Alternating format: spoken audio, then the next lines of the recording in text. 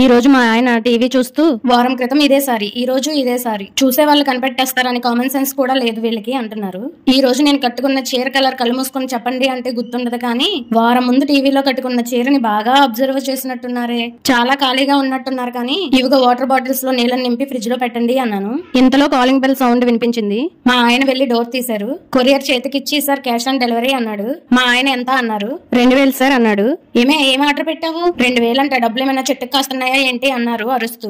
మీరేమీ అంత బాధపడకండి, అక్కడ నా హ్యాండ్ బ్యాగ్ లో నా డబ్బులున్నాయి, ఏదో కొంత తగ్గుతుంది, మిగిలింది మీరు వేసిచ్చేయండి అన్నాను. అది అలా చెప్పు అంటూ బ్యాగ్ లో చేపెట్టి తీసి ఇందులో 200 ఉన్నాయి అన్నాడు. చెప్పా కదండి కొంత తగ్గుతాయి, మిగిలినవి మీరు వేసేయండి అని.